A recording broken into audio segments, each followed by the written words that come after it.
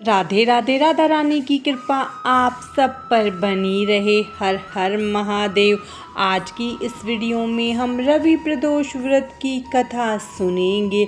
आयु बुद्धि आरोग्यता या चाहो संतान, शिव पूजन विधिवत करो, दुख हरे भगवान। रवि प्रदोष व्रत की कथा शुरू करते हैं। सूची कहने लगे, आयु बुद्धि स्वास्थ्य लाभ हेतु रवि का प्रदोष व्रत करे।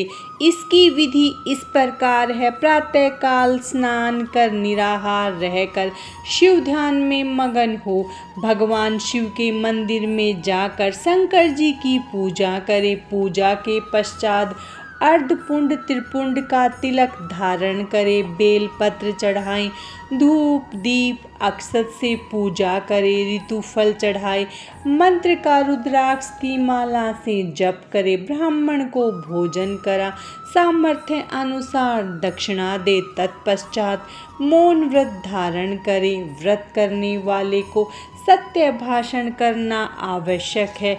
हवन आहुति भी देनी चाहिए। मंत्र ओम ह्रीम क्लीम नमः शिवाय स्वाहा से आहुति देनी चाहिए। इससे अभिष्ट फल की प्राप्ति होती है।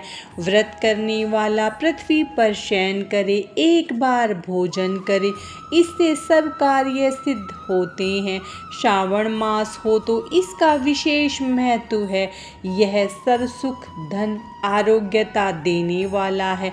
यह व्रत इन सब मनोरथों को पूर्ण करता है। हे ऋषिवरों, यह प्रदोष व्रत जो मैंने आपको बताया है, किसी समय शंकर जी ने सती जी को और वेद व्यास मुनि ने मुझको सुनाया था। शौनक आदि ऋषि बोले, हे पूज्यवर महात्मे, आपने यह व्रत परम गोपनीय मंगलप्रद कष्ट निवारक बतलाया है। कृपया यह बतलाने का कष्ट करें कि यह व्रत किसने किया और उसे क्या फल प्राप्त हुआ। श्री सूत जी बोले, हे विचारवान ज्ञानियों, आप शिव के परम भक्त हैं।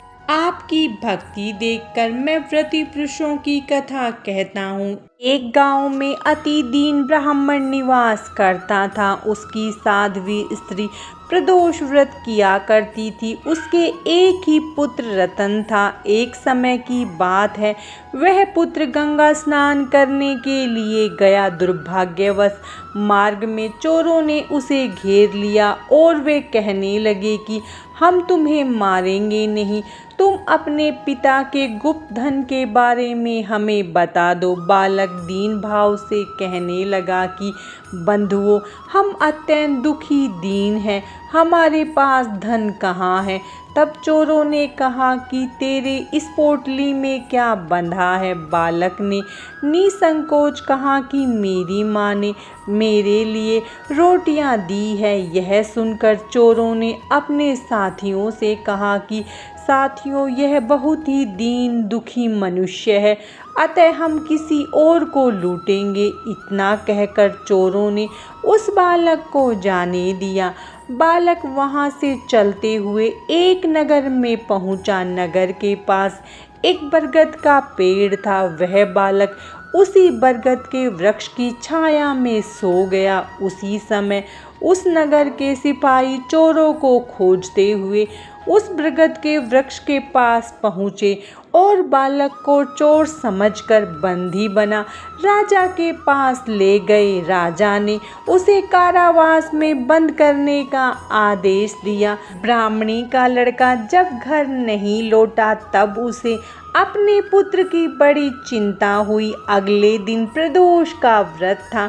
ब्राह्मणी ने प्रदोष व्रत किया और भगवान शंकर से मन ही मन अपने पुत्र की कुशलता की प्रार्थना करने लगी।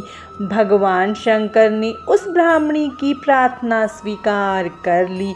उसी रात भगवान शंकर ने उस राजा को स्वप्न में आदेश दिया कि वह बालक चोर नहीं है, उसे प्रातःकाल छोड़ दे, अन्यथा तेरा सारा राज्य वैभव नष्ट हो जाएगा। प्रातःकाल राजा ने भगवान शिव की आज्ञा अनुसार उस बालक को कारावास से मुक्त कर दिया।